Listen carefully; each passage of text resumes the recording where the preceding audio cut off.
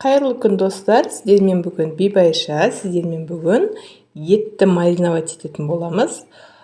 Барлық тағамдарға қоса берсеңіздер болады, дәл осы тәсілмен істесеңіздер.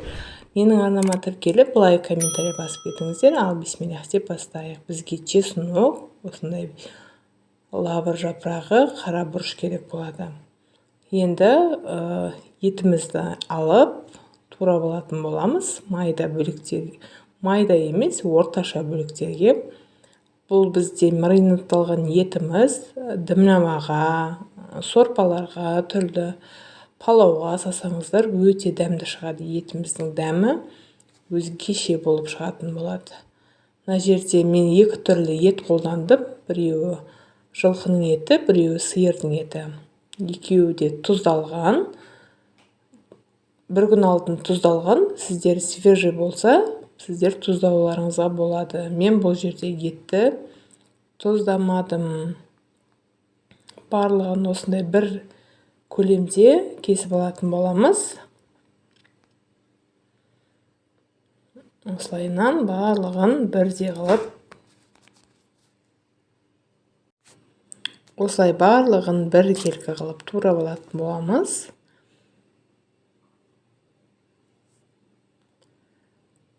Өте дәмді болып шығады. Тамақтарға қоссаңыздар, дәл осы тәсілмен жасап көріңіздер. Ешқандай да өкінбейтін боласыздар. Осылайынан барлық керек емес жерін алып тастаймыз. Бізде көп май желмегендіктен майларын алып тастап жатырмын. Осылайынан барлығын бірдей қылып кесіп алатын боламыз да. Майда сүйектерін барлығын қоса берсеңіздер болады.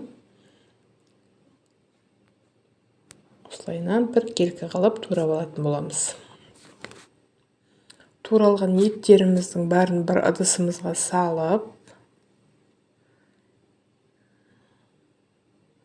бір шетке алып қоятын боламыз. Енді бізге чеснок керек болады. Чеснокты майда қылып турап алатын боламыз. Осылайынан барлығын бірдей қылып, чеснокты өткізіп жіберсеңіздер де болады. Мен осылай турадым. Осылайынан барлығын алып, етіміздің үстіне приправаларын салатын боламыз енді. Чеснокты саламыз. Чеснокты көбірек турасаңыздар да болады. Енді қара бұрышымызды саламыз үстінен. Домалақ қара бұрыш саламыз.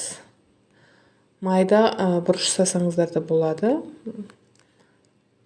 Одан кейін лавр жапырағынан көбірек қылып салып жіберіңіздер. Бұл да өте тамаша дәм беретін болады. Енді қолымыздың көмегімен жақсылап барлық жеріне бірдей тию үшін осылайынан араластыратын боламыз. Бір банкіге ма, бір табаққа ма салып, холодильниктеріңізге қойып қойсаңыздар, бір-біріне сіңіп, өте дәмді болып тұрады. Кез келген кезде тамақтарыңызға қолдана берсеңіздер болады. Мен осындай тарелкеге салып, бетін пищевой пленкамен жауып қоятын боламын.